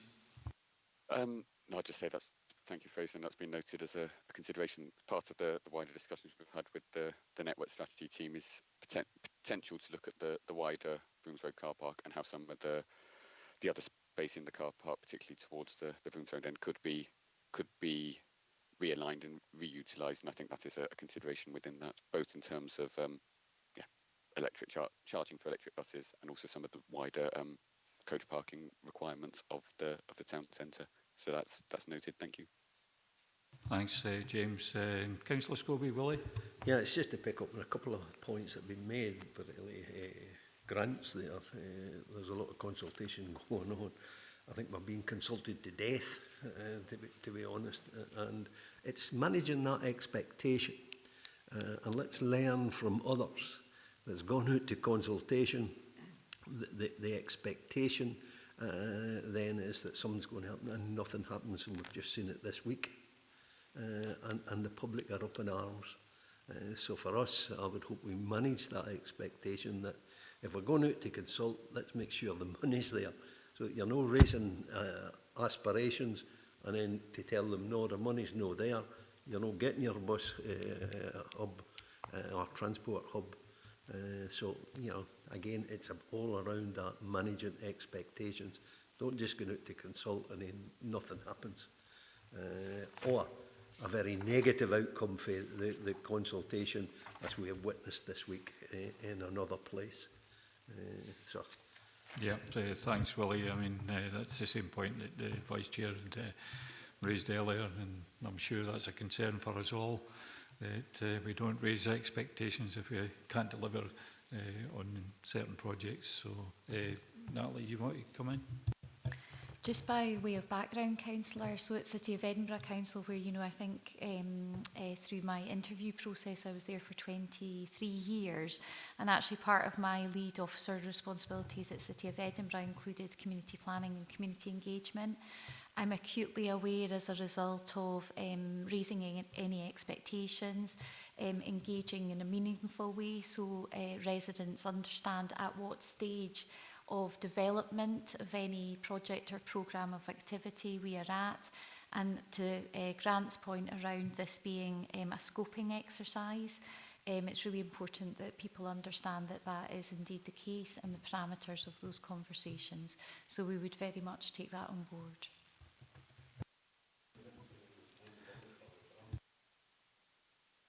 I did not, Councillor. For the benefit of those online, I don't think I'll repeat that. Councillor Walters. Sorry, just coming back to your point about the assumptions behind this. The assumptions was that it was going to be a transport hub. So I suppose the suggestion was that it was going to link together different types of transport, including the railway station. So is the assumption now that this would just be an additional bus station in addition to the bus stops we already have? So the bus stops in Burns Statue and the railway station. If they're going to remain there, would this not be seen as a very expensive way of introducing more bus stops, and if they're not to stay there, does that mean that the people who you normally catch the bus and the Burns statue would have to walk to the bus station? In which case I can't see that being very popular either. It's just I suppose it's just questioning that assumption that if we're only building new bus infrastructure, we're not increasing the sort of the mobility hub. Does that mean that it's just an addition to what we've got already? Thanks, Keith. Grant. Yeah, through yourself, Chair. Thanks, Councillor Walters. We're looking at it trying to be as multimodal as possible. We're also looking at welfare facilities for bus drivers, and also facilities also for passengers. Increase a bit more comfort, shelter, and hopefully signage, in particular real-time information.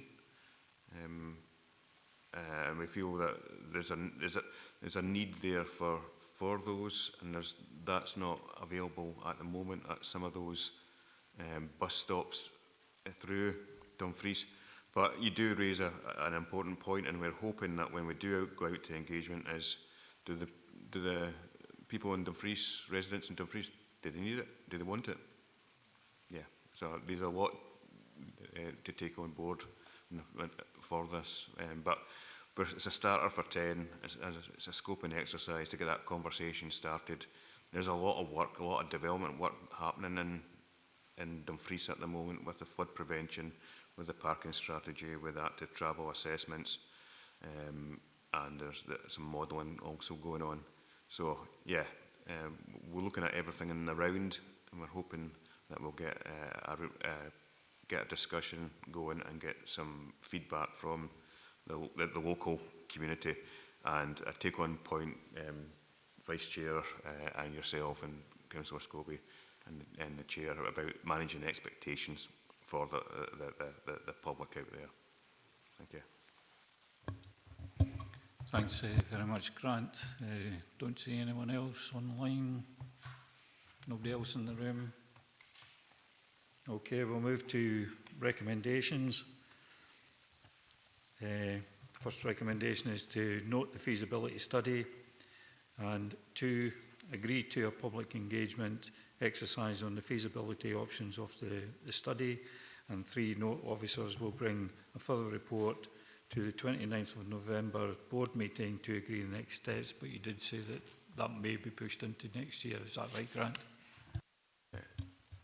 If it may, please, Chair, that'd be great. Early next year. So are we happy for early next year yet? Nods in the room. Okay, thanks very much, everyone. Now move on to agenda item 13. This is the Southwest Coastal Path. Your report again, Grant. Plenty of reports today. Have you anything else to add to the report before I open it up? Thank you, Chair. I have Brian Scott from our countryside, who's a countryside development officer, who's leading on this project for the council. He's here to answer any questions regarding the project that any of the board members or observers may have. Thank you. Thanks. I wonder if Brian's got anything to add. I'd just like to say a few words, Chair. This is a project that's been in development for, well, the last 10 years in effect, and various phases of it are being completed or have been completed or in progress at the moment.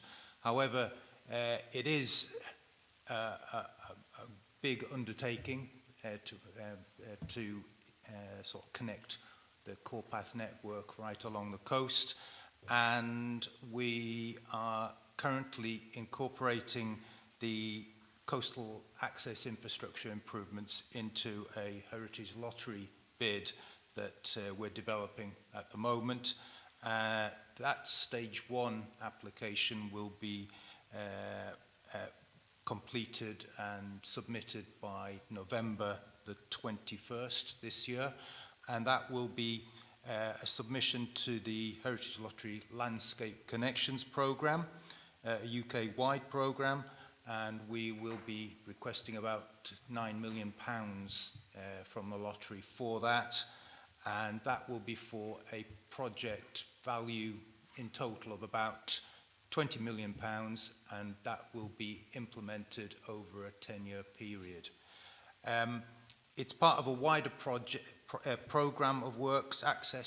Coastal access infrastructure will be part of that, but there will be community engagement, activities, education, economic opportunities, as well as habitat improvement works and research right along the coast. So it's quite a large, holistic project, but will hopefully upgrade the coastal core path network and create new paths to fill in the gaps of the coast. Thanks very much, Brian. I'll open it up. Councillor Scobie. Yeah, Chair, just to come in and support of the project, the report that we've got before, the South West Coastal Path. I'm looking at 3.3 in this, I'm sure Brian will confirm. And I speak highly both of Brian and Jonathan Barrett. And while it refers there to a number of features that would be brought in, another feature in this one is the perhaps, no perhaps, but it would be the most southerly marathon run being from the Mullagalloway to Stranraer, and that's a trail run. And with Brian and Jonathan's assistance this year, we managed to introduce again the 10k run, trail run from Sandhead to Stranraer during the Oyster Festival weekend.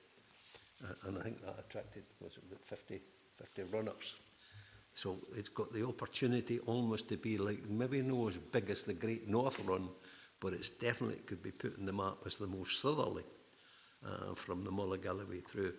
But it takes a colossal amount of work just to get that trail and the walk kept open for walkers and everyone else, runners as we had in Wigtonshire in the Rins. So I think Brian's figures are right. If we're going to do this, then the recommendations we have here before us does require that amount of money and attention, if I'm correct, to keep the trails open or the pathways open so that people can use them. The more they use them, obviously, and I'm learning from Brian and Jonathan, then that does keep the undergrowth down, and horses is even better. But, you know, we do need that kind of money. We do need it to be added to the STPR2 as a major feature in the southwest or the south of Scotland, southwest of Scotland, whatever way you want to put it, and to be added there, then we should be looking for funding as a major project in the whole of Dumfries and Galloway. So I would support this wholeheartedly in bringing this about, and it can bring other benefits, not just for cycling, walking, as I'm illustrating here. It can run us as well, and it can be a major event for the Rins of Galloway. Thanks, Chair. Thanks. It's just mainly your comments, isn't it? Rather than, I don't think there was a question in there really. No, just comments in support of the proposals in the report. You mentioned funding there. I was looking in the appendix, and it's paragraph 6, it mentions 6.1, the coastal communities funding, and 6.2, the rural Dumfries and Galloway leader funding. My understanding is I don't think that's running now. Leader, was that was something that came out of the EU. I don't think any funding's available. I'm not sure. Maybe somebody can direct me on that. But on the coastal communities funding, there may be an opportunity there that we can tap into, because there was a suggestion, I'm sure, a couple of full councils ago, that a proposal to put maybe sort of 20-30% of the coastal benefit funding into coastal path. So maybe that's something that we can take forward in the funding part. But I don't know about the leader, Brian. I see you want to come in. Thank you, Chair. The report, some of the reports are a couple of years old now, and obviously that was when those funds were available. So we're looking at a whole cocktail of external funding sources to match the lottery and council funding. Thanks very much. Councillor Walters. Oh, sorry, I've got June Hay, one of the observers. Hi. Yes, I just wondered if there's been any kind of communication with the Dumfries and Galloway Outdoor Access Forum. I haven't heard anything about that for about a year. And normally in the past, that would have been kind of a democratic forum to hear more about this kind of project, Southwest Coastal Path. Do you have any information? Thanks, June. Obviously, we like to try and keep our stakeholders up to speed, but I don't know if Brian or Grant. Brian first. Yeah. Hi, June. This has been actually reported at the at previous local access forums as the Southwest Scotland Coast Path, which the Rinser Galloway Coast Path is part of, and the ongoing works that we're doing on the existing core paths right along the coast. Yeah, it was more actually about the Outdoor Access Forum, if it still meets, to hear from you.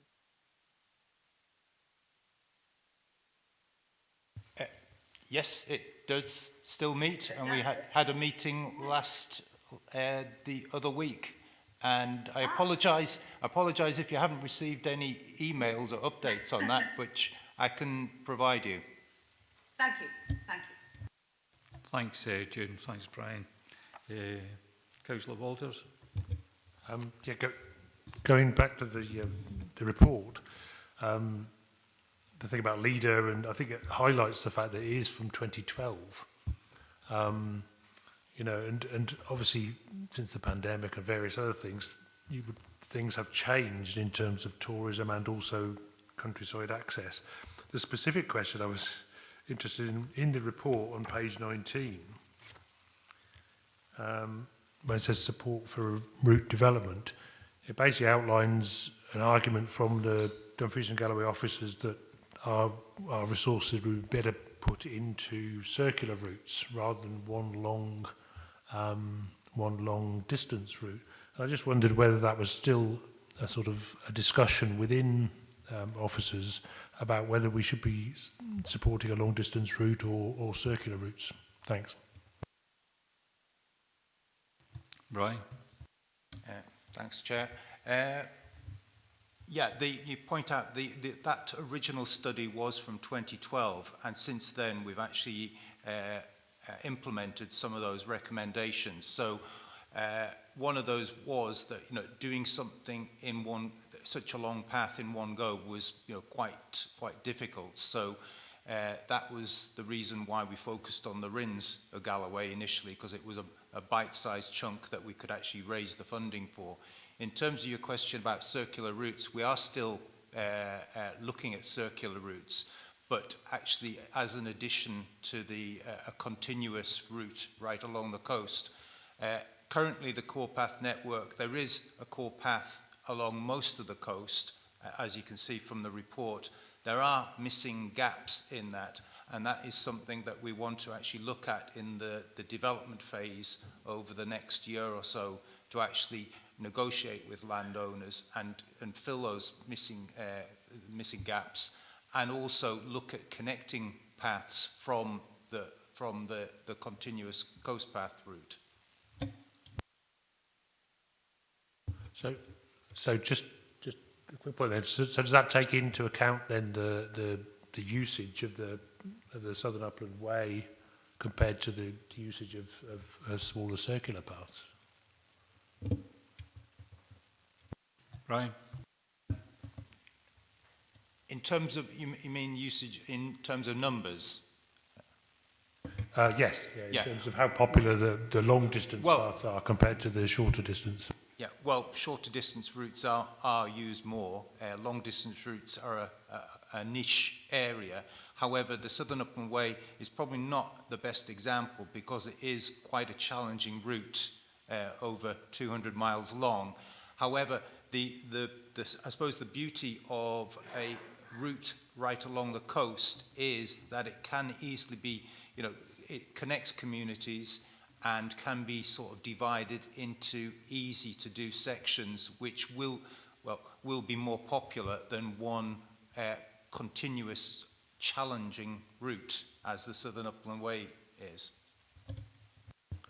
Yeah, that's great. Thanks. Thanks. Thanks, Keith. Thanks, Brian. Vice Chair, Karen? Thanks. It sounds really exciting, an amazing opportunity. As others have highlighted, the report's quite a lot out of date now, and obviously lots of learning from other places, particularly the coast-to-coast cycling route and also Destination Tweed, the significant Borderlands project. So I think it's thinking develops, really useful to take that learning. I think they've looked really interestingly at people doing chunks of the route and actually then coming back to do other chunks of the route. So I think things have obviously moved on in that kind of 10 years. The other point is around longer term maintenance. So it's all very well, obviously, creating a route, but there's a significant maintenance cost attached. So building in that as we look at the kind of options, really key. You're highlighting the need for SWestrans support, which is great, but also how are we building broader support? So South of Scotland Destination Alliance is quite an obvious group there. How are we bringing those into the discussion? Thanks, Chair. Thanks, Karen. Brian, or Grant? Brian first. Yeah. Yes. Yeah. I'm working with Destination Tweed already, and learning from them, and obviously sharing best practice between them. In terms of working with the Destination Alliance, they're very keen on the proposal. In terms of maintenance, yes, that is a key consideration, and there will always be budget pressures on the council, but we're looking at how different models, as well as utilising the council's budget for core path maintenance, but working with communities and other organisations to try to come up with a feasible and sustainable maintenance programme. Councillor Scobie. Yes, yeah, when we're looking at funding sources, would this be one, or one at least we could explore with Borderlands growth deal in bringing this in and looking at it in the long term? It was once said that the growth deals, transport couldn't be included in the growth deals. Yeah, I'm just seeing a video of Glasgow City growth deal actually putting a bridge across the Clyde near Renfrew for walking, cyclists and so forth, which is transport, and this is the very same thing. So could we explore, for SWestrans to explore with colleagues the term in terms of, is this something that could be included in the Borderlands growth deal as a major project as we are identifying today? Yeah, I think we should take every opportunity to try and explore funding, regardless where it comes from. I mean, part of our recommendation here is to approve the lead officer right to Transport Scotland, requesting the project be referenced in the strategic project review. However, maybe that's something that you can have an addition to that recommendation, that you know, that we look at Borderlands and maybe other potential funding streams. I don't know. I'll leave it up to lead officer. Chair, happy to accept that, and we can include that in any written correspondence that's sent on behalf of the board. Councillor Walters. Sorry, I'm very talkative today, but so look at the list of coastal sites that are listed in this report. I'm on the right report, aren't I? The 13, yeah. So there's 20 identified coastal sites. I'm just trying to work out what it is they're there for, because when I look at the recommendations, there doesn't seem to be any specific. There doesn't seem to be any specific thing to do with the coastal sites. And I couldn't quite see how they fitted in with the links. I could see that the links, obviously, are very, the missing links, and that seemed like a sort of sobering report. But the coastal sites appraisal, how does that link into the idea of the coastal path, and what are we being asked to do with those coastal sites? They're a full report. Thanks. Who can assist? Brian? Yes, that was an audit that we undertook last year in terms of the sort of coastal access points, gateway sites. And coming back to your previous question about sort of like the shorter sections, we see these sites as key to enabling people to access the coast easily. And in effect, the audit was to see what was there at the moment, the condition of it, and to actually have a list, a prioritisation list there. Obviously, we can't afford everything on there, but the coastal path route development will include some of those coastal gateway sites as well. So it will inform the development. Thanks, Brian. So, don't see anyone else want to come in? No. Grant? Thanks, Chair. Also, this project is again very focused on focused part of the regional transport strategy because of the connectivity side of things. So, looking at those sites helps with the connectivity, and we're looking at the connectivity with those settlements along the coast. So, from our point of view, from SWestrans, we feel that's really quite important.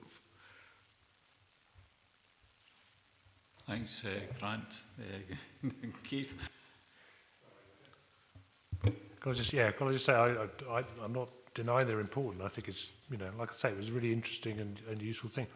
But back to the question, what are we being asked to agree on in terms of these things? There seems to be this sort of merging together of the idea of the Southwest Coastal Path and the access. And the access is a really genuinely important project, and so is the Southwest Coastal Path. But by sort of merging them into one thing, like I say, I'm still unsure as to why we've been given all this information about the access, about these potential access improvements, which are fantastic, very interesting. But what are we being asked to do as a board? Well, looking at the recommendations, I think we're being asked to approve the lead officer to write to Transport Scotland, so that's requesting the project to be referenced. And we're also being asked to approve Dumfries and Galloway Council Core Path Team use SWestrans agreement in principle towards the National Lottery bid for funding. So I think it's a case of strengthening the bid to go forward as like a partnership, shall we say. It's similar to what we did with active travel, because the council had their own active travel, SWestrans had our own active travel, and it makes sense rather than try to duplicate things that if we try and pull together resources and work together in a partnership, and then I think we may be able to achieve what we're trying to achieve in the report. But Grant, don't know if you want to add to that. Thanks, Chair.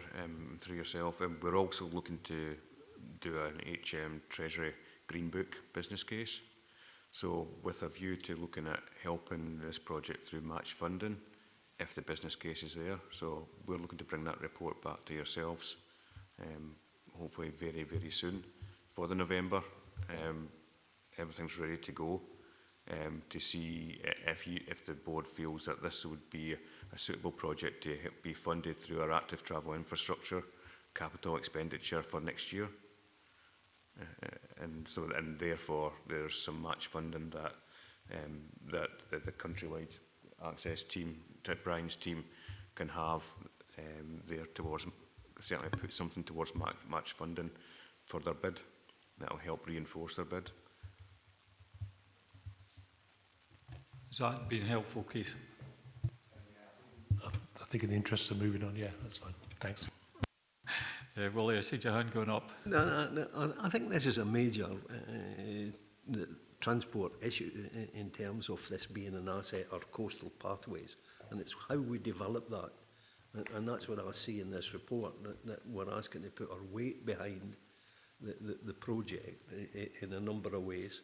And, you know, for what Grant's saying, the HM Green Book, then to me it's stacking up for a borderlands growth deal bid, so that we know we're going to have money to develop the whole coastal pathway and to keep it open and accessible to people coming, tourists, visitors, so forth, and the local inhabitants in each of the areas.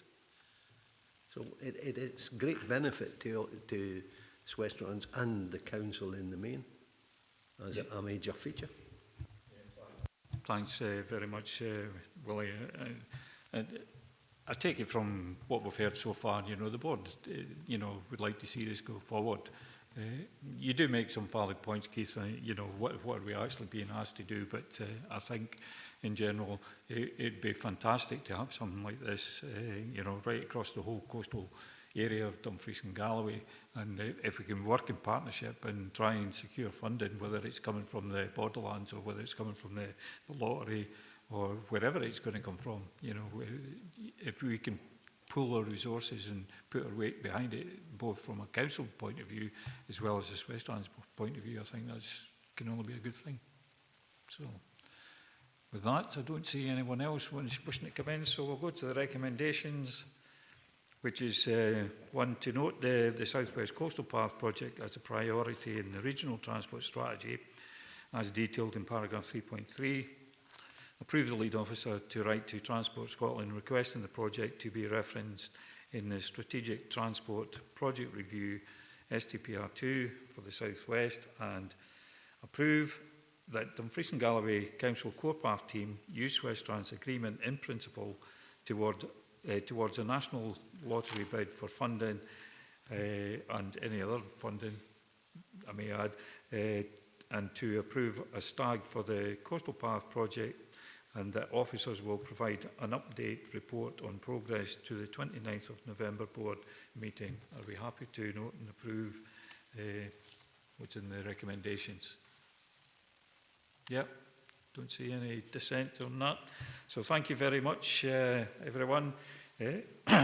Agenda item 14. Any other business which the chair may decide is urgent due to a need for a decision. I have no items of urgent business. However, the board does have a confidential item to discuss, item 15. It is recommended that the members of the board agree to consider this item of business in private and exclude the press, members of the public and observers from the meeting in terms of paragraphs 6, 8 and 9 of Schedule 7A of the Local Government Scotland Act 1973. Are the board happy to agree? Yep, nods in the room. So I'd just like to thank the observers online and anyone else that's come along for today. And just to remind everyone that's to move on to the exempt item teams meeting as well. So we'll take a few minutes to allow that to happen. So thanks everyone.